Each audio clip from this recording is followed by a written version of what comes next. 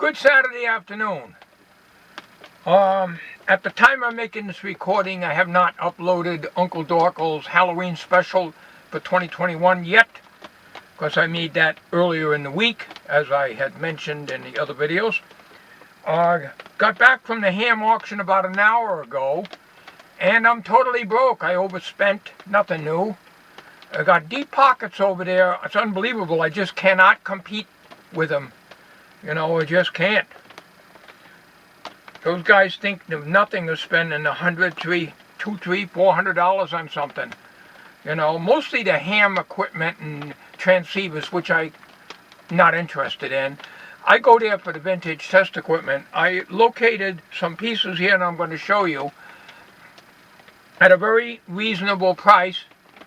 I had a hard time. They relocated the ham auction in a church instead of the firehouse this year. Haven't been to the ham auction in a couple of years. And the acoustics sucks. I mean, I couldn't hardly understand the auctioneer at all. There was two guys there. One was repeating some of the stuff, and I could hear him perfectly without the damn PA. It was echoing. The acoustics was horrible. Hard ceilings. It was in a church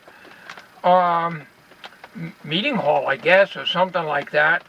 Not too far from where they used to have it at the firehouse. But I was having a hell of a time hearing the auctioneer. And I have a problem with hearing noises around me and then trying to hear also. If the environment is noisy, I can't hear what that person's saying. I always had that problem, but anyways, I managed to snap up a few things. I lost out on a nice ICO compact tube tester, but it was a mission anyways. It went for about $50. That was way over what I could afford, because I already bought the items here that I've got now, and I'm going to show them to you. It was a grid dip meter for $20 with the coils. Something I really wanted to have. Don't use it that much, but I'll show it to you. And it has the coils. Usually the ones on eBay don't have the coils for some reason. They don't have the coils, but they had another one that went for $35, also with the coils. And a this looks like the one that Mr. Carlson was working with in his lab, and also what Lucky Larry was. I think it's the same thing. It's a Accurate Instrument Company model 153, I think. 153, yeah. And let's see, what did I pay for that?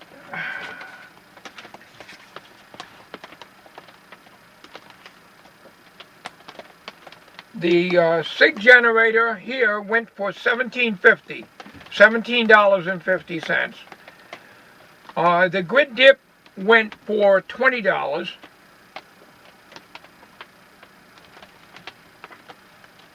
A real stinker for $10. I don't remember the model. I got it right here, and just not on the bench. It's so disgustingly dirty. I paid $10 for it. It's a CRT tester, which I don't do TVs anymore, and there was a few people bidding on it, but I wasn't going to pay any more than $10, and that's exactly what I paid for it. It's got paint all over it. It stinks. I cleaned the case with some cleaner. It's raining out there. What else is new? It's never good weather. And the inside, it's a B&K 465 with the book. But man, this thing stinks. It's got the books with it, but I'll show you a close-up of it. And like I say, I don't really need it. has the sockets with it, because I'll probably never do TVs. But I'm going to show them to you, and there'll be some videos probably on the signal generator. I'm not too worried about the rest of the stuff here. So I spent a total of 30. Okay, 10 for the B&K. The grid dip is 20 with the coils. It's a the grid dip is a heat kit.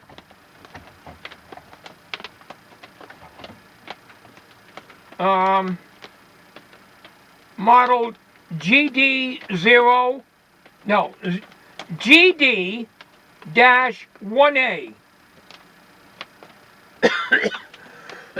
With the coils, as I said. And the signal generator was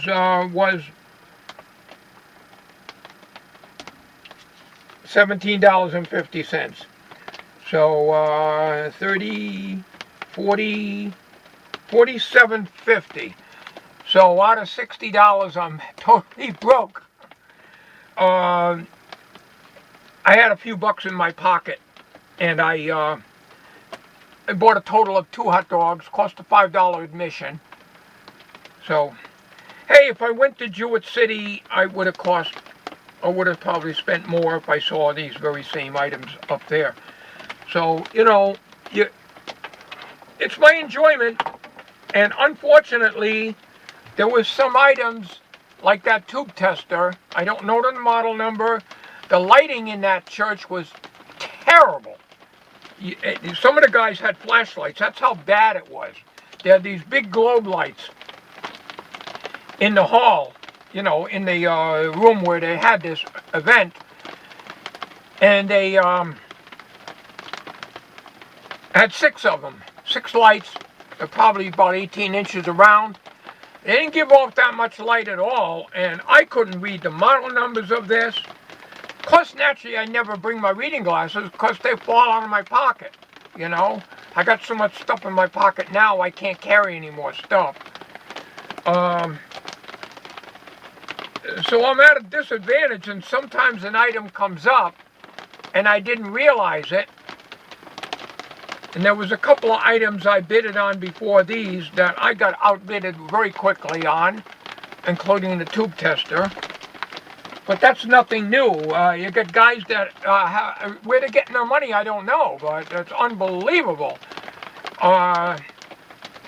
Some of those rigs over there, and the big boat anchor rigs, transceivers, one went for over $500. Another one before I left had a minimum bid of $1,200. You know, this is high stuff, you know. This is not any $10 items. So I go there for the stuff like this. This is the stuff I can afford for somebody who don't have that much money. So I saved up for a couple of weeks to get there and buy some things. So it's very frustrating that there's certain items I was looking at. Not that I need any more in this stuff, in this shop, and I don't have room for this.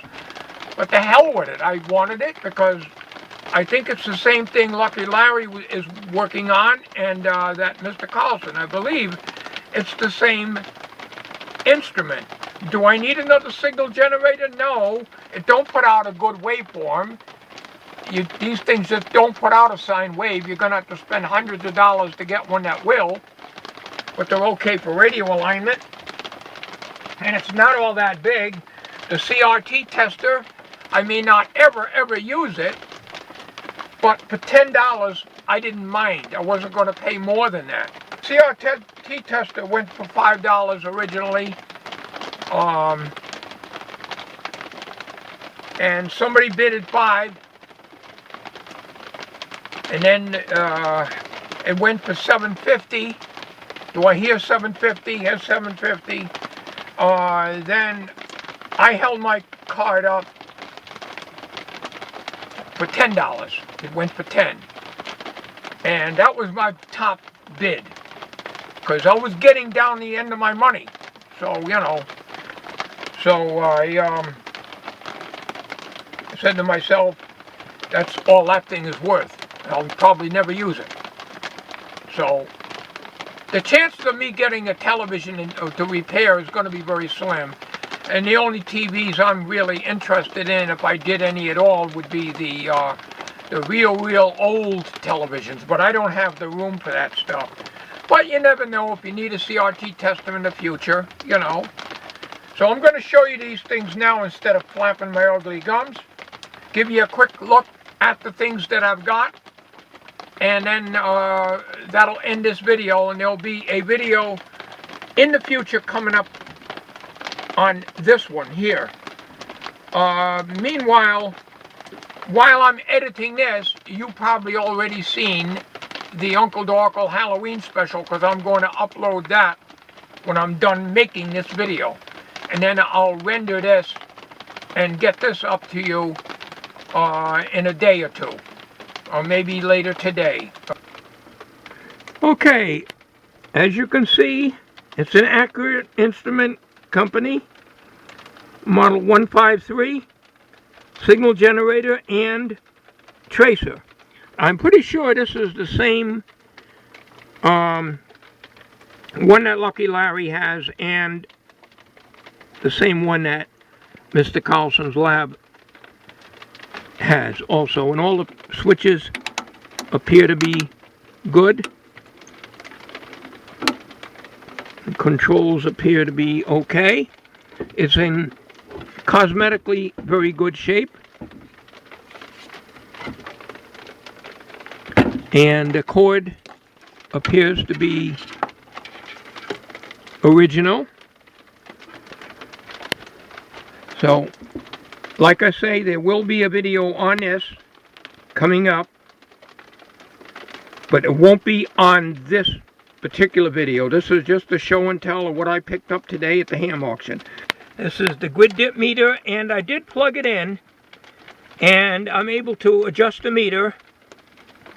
And there's the model right there. And the only thing that I don't like is these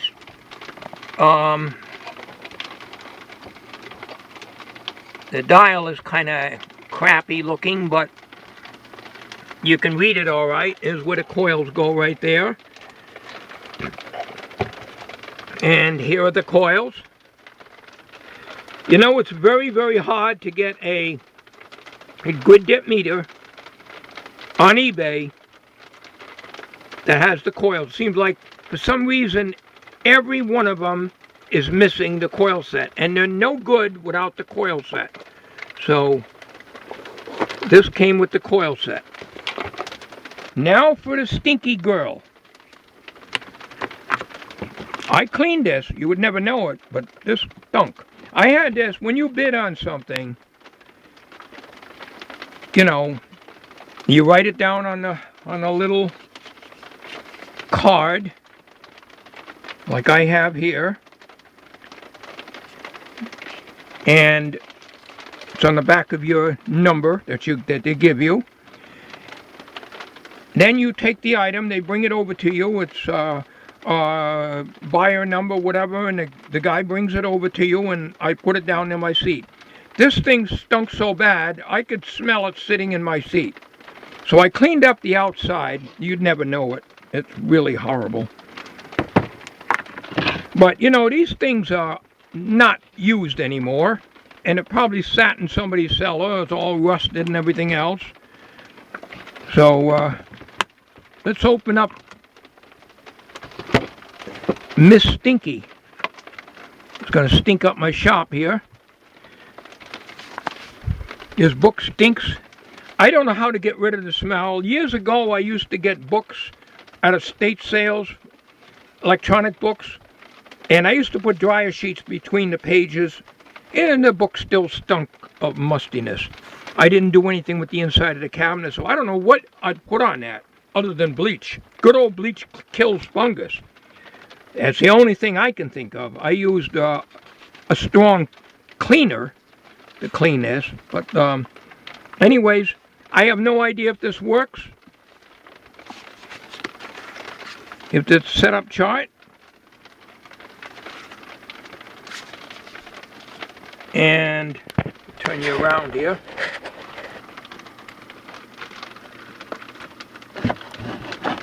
The meter moves when I wiggle the unit. The switches all seem to work. And rejuvenate. Naturally, the first thing you do is to change the electrolytics in these things. So it's a model 465. So I got a lot of cleaning up to do on that. I do not have any CRTs to test it out.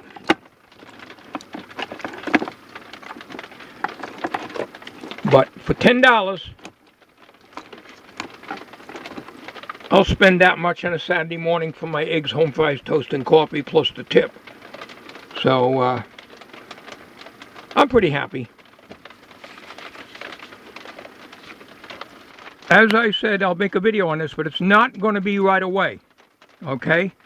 This radio, the Zenith 6525, is coming next. I haven't yet got the output transformer mount yet, but I expect it here next week. Today's Saturday, so it'll probably be Monday or so. But as I mentioned to Doug, I'm not in a hurry to get right back on this again, but this will be done before this gets started.